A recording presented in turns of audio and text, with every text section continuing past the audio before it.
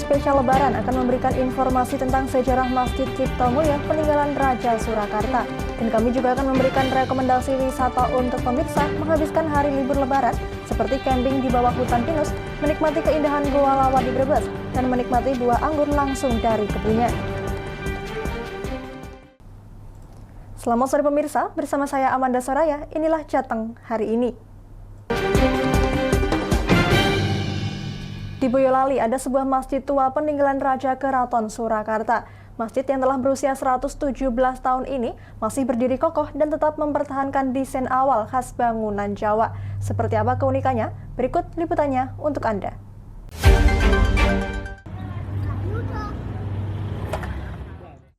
Beribadah di suatu tempat yang memiliki nilai sejarah adalah suatu kenikmatan tersendiri.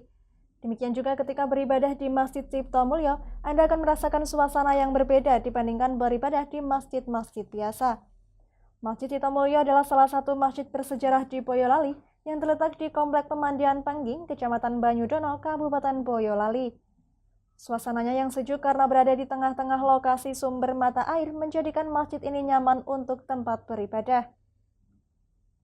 Masjid ini dibangun oleh Raja Keraton Surakarta yang ke-10, Sri Paduka Pakubuwono X pada hari Selasa Pon 14 Jumadil akhir tahun 1838 pada peninggalan Jawa atau tepatnya tahun 1905 Masehi. Sesuai dengan tulisan aksara Jawa yang ada di serambi masjid, kini masjid yang diberi nama Masjid Ciptomulyo yang berarti menciptakan kemuliaan di dunia dan di akhirat telah berusia 117 tahun. Di bulan puasa ini, banyak jemaah yang sering beribadah untuk lebih mendekatkan diri kepada Allah. Nama masjid ini cukup unik karena menggunakan bahasa Jawa yang berbeda dari kebanyakan masjid yang memakai bahasa Arab. Sesuai dengan tulisan Jawa ini, Masjid Ciptomulyo itu didirikan oleh Pakubuwono yang ke-10, Ratu Solo yang ke-10. Pada hari Selasa Pon, tanggalnya 14 Sasi Jumadil Akhir tahun J 1838 tahun Jawa. Itu sesuai dengan tulisan Jawa itu. Tahun Masehi sekitar tahun 1905. Kurang lebihnya itu. Jadi kalau dihitung sampai sekarang itu sudah 117 tahun. Kebetulan tempat tinggal saya juga tidak terlalu jauh dengan lokasi masjid yang sangat bersejarah ini. Jadi untuk kegiatan-kegiatan keagamaan, sholat, beribadah itu selalu di masjid ini. Karena masjid ini juga termasuk masjid yang sangat bersejarah. Selain namanya yang unik, bangunan Masjid Ciptomulyo juga menampilkan desain bernuansa Jawa kuno, yaitu berbentuk kelimasan dan menyerupai pendopo. Di dalam masjid terdapat 4 tiang dari kayu jati sebagai penyangga, sementara di luar ada sebuah beduk dan kentongan yang diletakkan di sisi kanan serambi. Karakteristik kuat yang bahkan dapat dilihat dengan hanya sekilas mata saja, apalagi sentuhan kuno bangunan masih dipertahankan hingga sekarang. Masjid ini memiliki 5 pintu utama yang memiliki filosofi rukun Islam dan sholat wajib 5 waktu yang semuanya terletak di bagian depan bangunan masjid.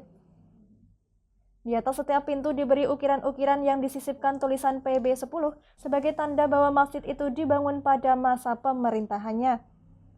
Pada masa Pakubuwono X, masjid ini pada awalnya hanyalah untuk kerabat Keraton Surakarta. Masjid ini dulu menjadi tempat tujuan atau persinggahan sementara dari kerabat keraton seusai melakukan peristirahatan setelah siraman di Umbul Pengging. Jadi masjid itu dibangun semasa Sinuwun Pakubuwono ke-10 bertahta, dan mula-mula masjid itu dipergunakan oleh Raja dan Sentono Dalem serta keluarga Raja ketika beliau ke pemandian di Pengging itu, di Umbul Ngabean. Beliau biasanya mampir bersama para Sentono Dalem di Masjid Ciptomulyo yang sekarang ini bisa disaksikan.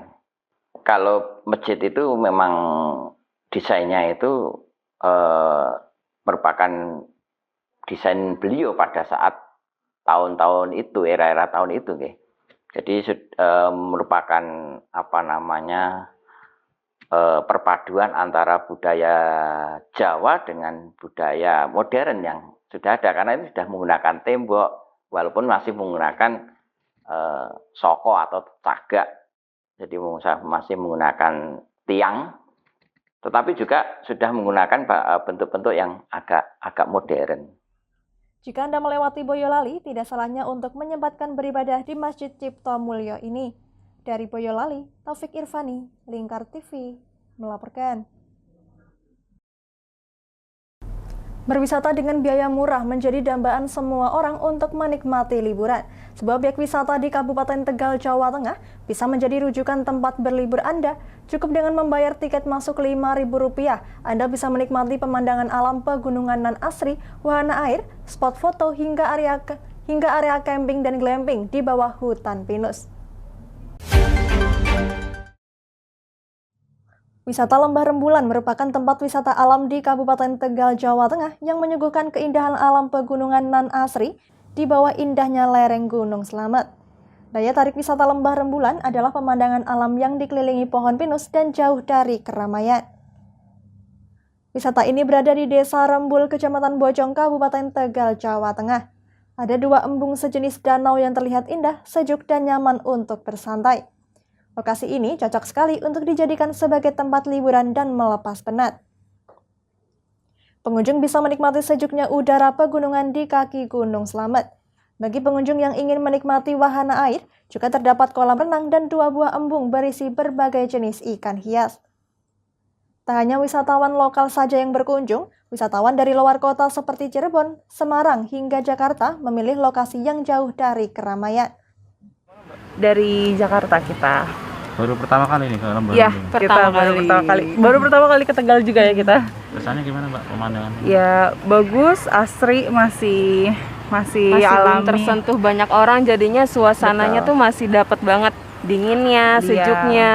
Betul. Gitu. Masih seru sih, terus masih nggak terlalu ramai juga kan, jadi worth it lah buat datang ke sini.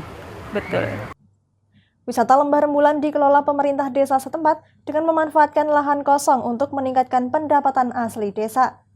Awalnya, lokasi perbukitan seluas 6 hektar ini terdapat banyak mata air yang bisa memicu longsor, sehingga muncul ide untuk menampung mata air ke dalam embung sekaligus sebagai resapan. Wisatawan cukup hanya mengeluarkan biaya tiket masuk sebesar Rp5.000 sudah bisa menikmati kolam renang, spot foto, dan wahana permainan. Sementara bagi pengunjung yang ingin camping dikenakan tarif tambahan sebesar Rp10.000. Bagi yang tidak memiliki perlengkapan camping, pengelola juga menyediakan sewa tenda dan matras untuk 4 hingga 5 orang sebesar Rp80.000. Saya merencanakan wisata ini memang untuk kemajuan desa Rembul yang namanya wisata Lembah Rembulan di Desa Rembul, Kecamatan Bojong, Kabupaten Tegal. Saya memanfaatkan lahan yang tidak produktif tadinya. Jadi di sini ada air, mata air yang berlimpah, tetapi sumber air ini berceceran. Makanya saya buat embung desa, saya gali, saya buat 2 embung desa dan 1 kolam renang. Saya kepengen desa ini mempunyai PAD sendiri. Kalau bisa, kalau sudah istilahnya wisata Lembah Rembulan ini sudah berkembang dengan baik, insya Allah desa bisa menghidupi kebutuhannya sendiri. Selain camping, wisatawan juga bisa bermalam di sini dengan menyewa villa glamping untuk 1 keluarga dengan kapasitas 4 hingga 6 orang dengan tarif Rp450.000 per malam. Dari Tegal, Gus Fadilah, Lingkar TV, melaporkan.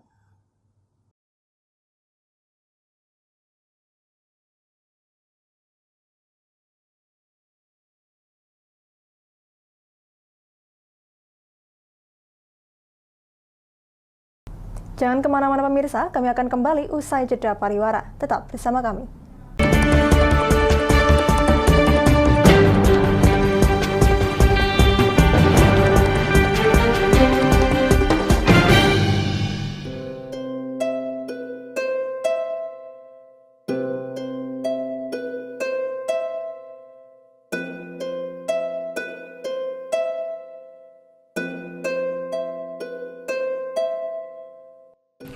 Wah iki yo siaran TV apik temenan.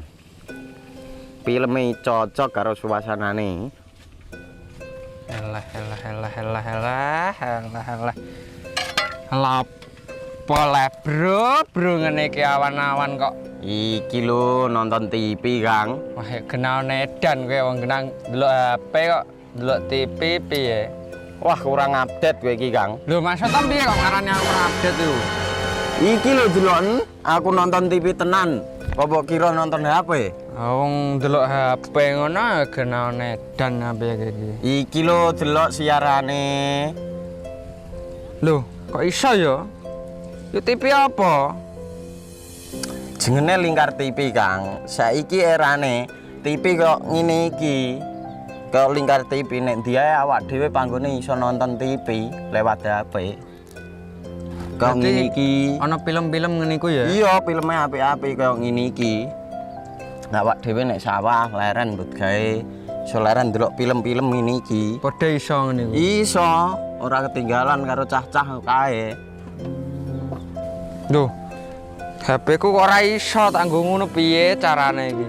Iki lho Rip, tak doi carane. Piye? Kowe buka Play Store.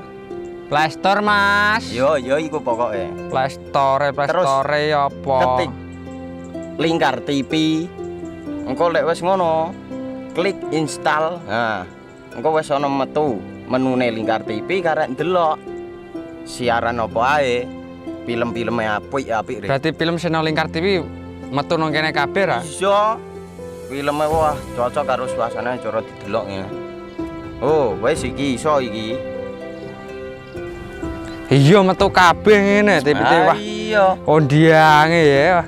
Makane Lingkar TV filme apik-apik kabeh. Iya, aku ngene kok. Lagi reti iki aku malah. Sekolo ana bocah-bocah ajak ndelok. Heeh, ben seru nang kene ya, kawan. Wabek. Rene lo. Tak deloki apik-apik ana film Jos iki.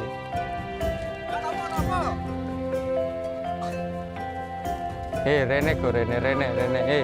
Oh iki lho tak deloki film nang Lingkar TV. Solutif dan terpercaya. Tonton siaran Lingkar TV melalui aplikasi Lingkar TV di Play Store. Dengan cara ketik Lingkar TV di pencarian Play Store,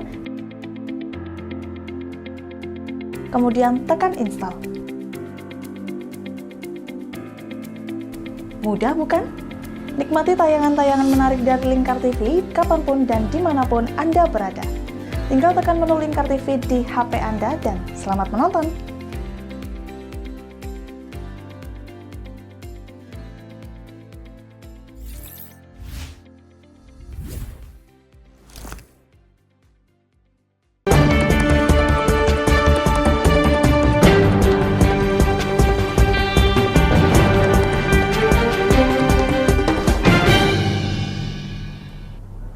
Ingin menikmati berbagai macam buah anggur yang segar dengan berkunjung ke buah anggur Jaskrip Citata yang berada di Kecamatan Salem, Kabupaten Brebes, Anda bisa menikmati segarnya buah anggur dengan memetik langsung dari kebunnya. Seperti apa keseruannya? Berikut kami sajikan untuk Anda.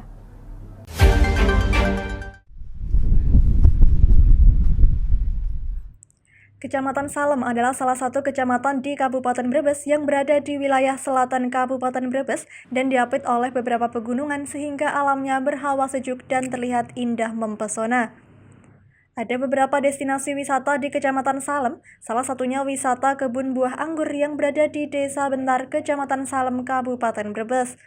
Kebun anggur milik Iwan warga Desa Bentar dibangun di atas tanah seluas 1000 meter persegi. Di kebunnya, Iwan mengaku ada sekitar 100 pohon anggur yang terdiri dari 40 jenis anggur impor. Adapun nama-nama anggur miliknya seperti jenis B2, Gosvi, Ninel, Transfigurasi, Black Magic, dan sebagainya. Semua jenis anggur ini tidak mengenal musim berbuah, bisa berbuah kapan saja. Kebun anggur ini didirikan sejak 1,5 tahun yang lalu dan boleh dikunjungi oleh umum tanpa dipungut tiket masuk, namun pengunjung dilarang memetik buah anggur tanpa seizin pengelola dan pengunjung boleh belajar cara menanam pohon anggur yang baik dan benar. Jika pohon itu berbuah serempak, pengunjung boleh membeli anggur dengan memilih jenis yang disukai dan memetik, kemudian ditimbang. Untuk 1 kilogram pengelola membandrol Rp100.000 untuk semua jenis. Namun untuk saat ini anggur belum bisa dipetik untuk dijual ke pengunjung, menunggu banyaknya buah yang tumbuh dan masak. Boleh dikunjungi, gratis masuk. Gratis? Boleh, gratis, sambil kita bareng-bareng belajar. Terus kalau misalnya mau beli anggur bisa di sini? Beli anggurnya nanti biasanya kalau udah, ini kan lagi dibuahkan, pembuahan serempak, nanti kalau buahnya udah bagus, bisa nanti petik, timbang, bayar. Kalau sementara sekarang kita masih fokus di penjualan bibitnya. Per kilonya berapa? Per kilonya kalau anggur Ukraina ini rata-rata 80-100 ribu. Di kebun anggur milik Iwan juga menyediakan bibit anggur berbagai jenis anggur lokal maupun impor. Harga 1 bibit impor dibanderol Rp125.000, sedangkan untuk bibit lokal dibanderol dengan hanya Rp20.000. Dari Brebes, Gus Fadila, Lingkar TV, melaporkan.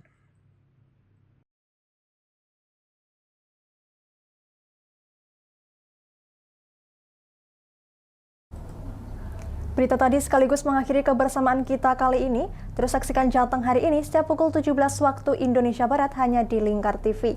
Akhirnya saya Manda Soraya, mewakili seluruh kerabat kerja yang bertugas, pamit dari hadapan Anda. Terima kasih dan sampai jumpa.